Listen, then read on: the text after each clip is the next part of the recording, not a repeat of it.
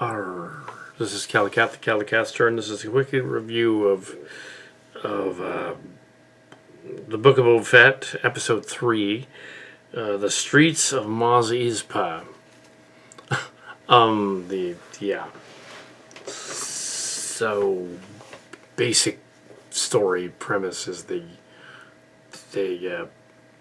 Boba Fett gets together with the gang of cybernetic Borg-like dudes to help fight the Hutt and the Chewbacca dude, or a Wookiee dude. And in the past, they have a flashback to when they fought when the Sand people were killed off by the Pike people. After he tried to make a deal with them to stop the bike raiders, apparently the bike raiders then killed all of them. And then he was no longer part of their clan. So the whole clan thing from the previous episode is completely wiped out in this episode by the bike people. And the bike and Pike people. So it's kind of confusing. And then, So then they jump to the present with the cyborg people. He goes to have a feast, and then there's a reveal. He goes to take a nap, and Big Wookiee wakes him out of the power chamber thing, sleep chamber, regeneration chamber, Star Trek like regeneration chamber,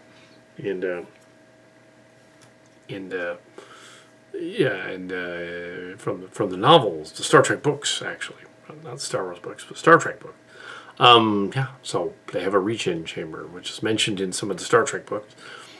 It's not Star Wars, but Star Wars borrowed it from Star Trek. They also borrowed the Borg. They have cybernetic half-droid people.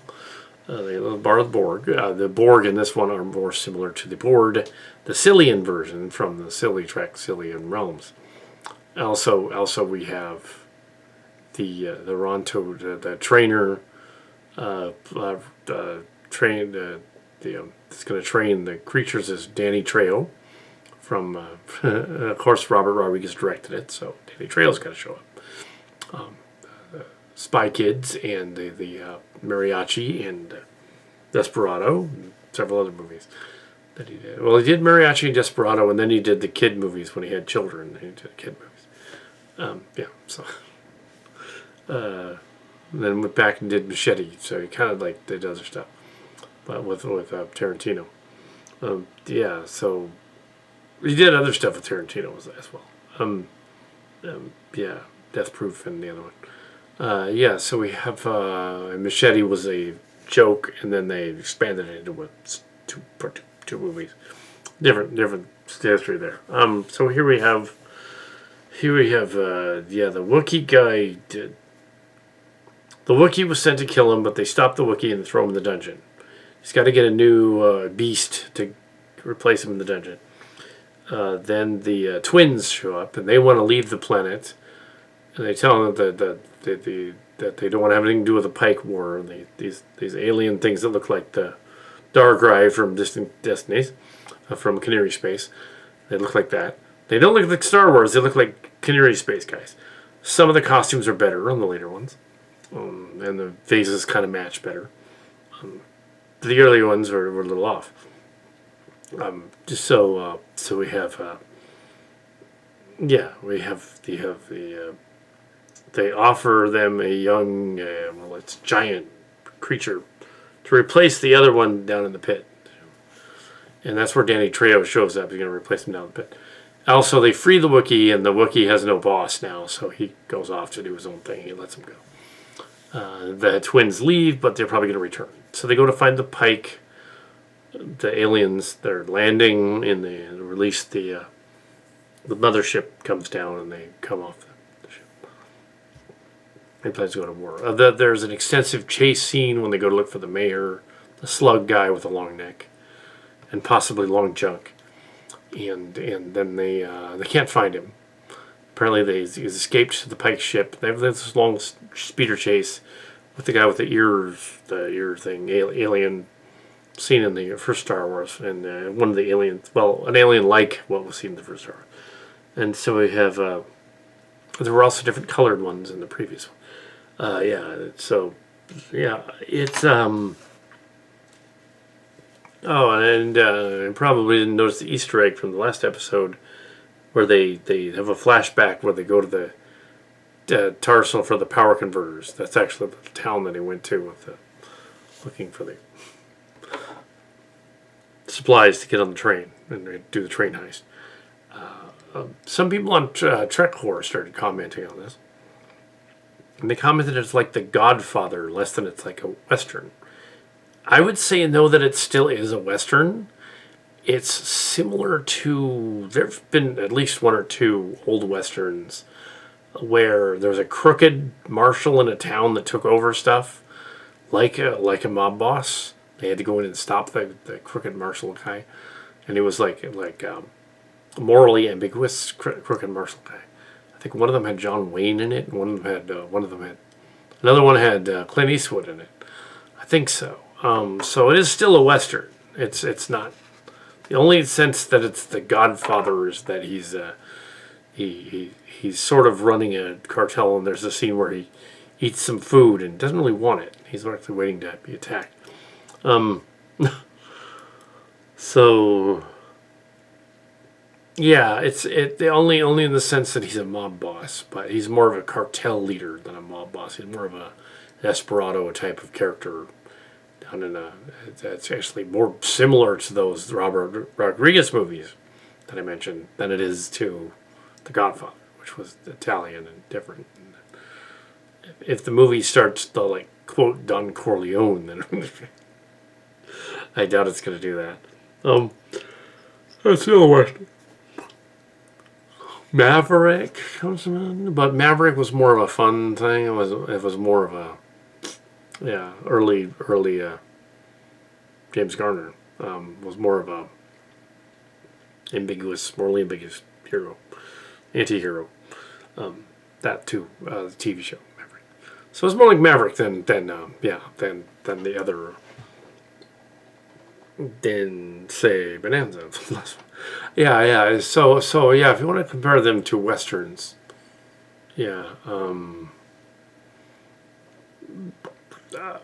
it's like that.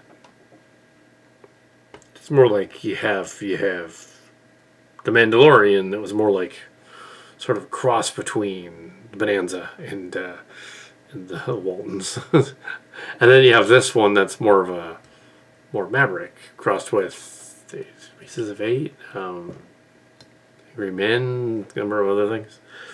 A little bit of is only The Godfather in the sense that he's sort of a mob boss guy.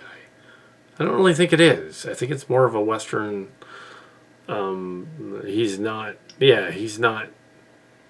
His forces aren't big enough to be a mob yet. He's sort of a small time criminal that has taken over a town, and he has to like take over things. Yeah, they often run afoul of this in sci-fi and fantasy stories when you just don't have a big enough cast to pull something like that off. What they do in a big ensemble movie like the Godfather movies or some of these other Marvel movies or whatever is you include a lot of other extras, and of course you end up with a miniseries done out of that. They did that better with The Mandalorian, I think, when they wanted to show a lot of other guys running around in costume than in this one. This is the same people as The Mandalorian, so same production team. But they just couldn't convey. They tried. They tried. The speeder bike chase is fun. Speeder looks like Luke's speeder, but it's a white one. The bikes chasing the speeder look like the Borg people look like silly Trek things, and they're brightly colored.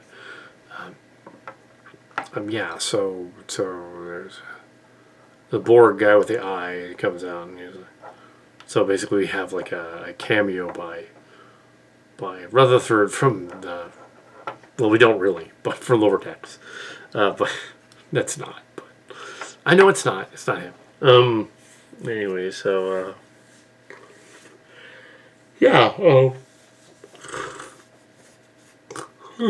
So very much Star Trek. It was often said that of the, Star Trek is Wagon Train to the Stars is what it was marketed as, the original Star Trek. And they said that Deep Space Nine was akin to Gunsmoke, and Next Generation was Bonanza, and Voyager was Bonanza Light, basically. Enterprise was kind of the same. That's kind of a light version of it.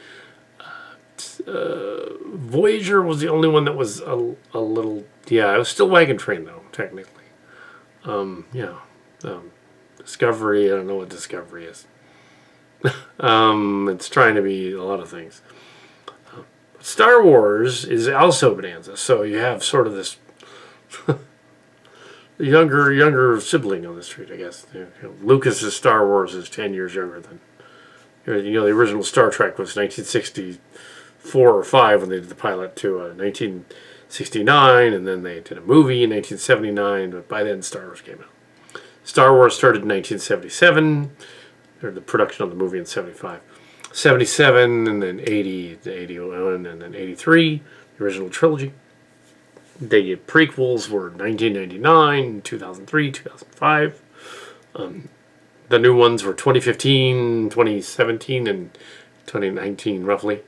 We had Rogue One thrown in there and Solo as well.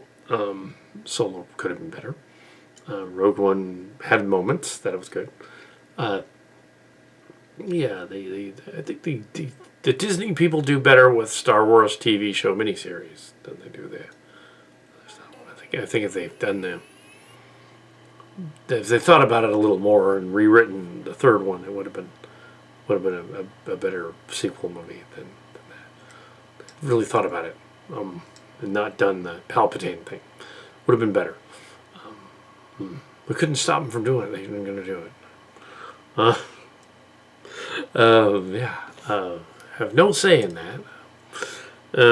Yeah, so this one they sort of redeem the stuff. It's a little bit of a retcon from Mandalorian season 2 though, because they basically fight the Sarlacc in that one at the end, or the smaller version of him that gets out. And they fight him and kill it, and then he's already escaped, but then they go and they kill it. Yeah, so is this other movie doesn't seem to be canon with the other one really too much. I guess we're gonna have some more flashbacks here and there, and it's odd that the Wookiee got past the guards. This Wookiee guy, it's not Chewbacca, it's some other Wookiee. Yeah. So.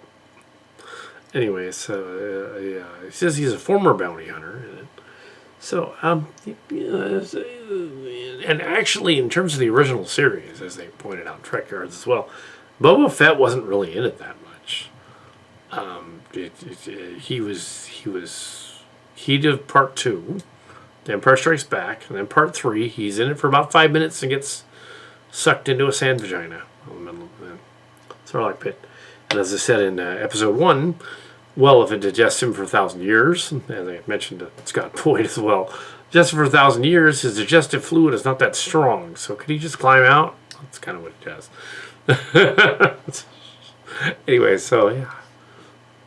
Because he's got like a jetpack and stuff. Just climb out.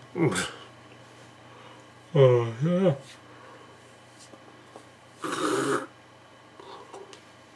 The Sarlacc. Anyway, so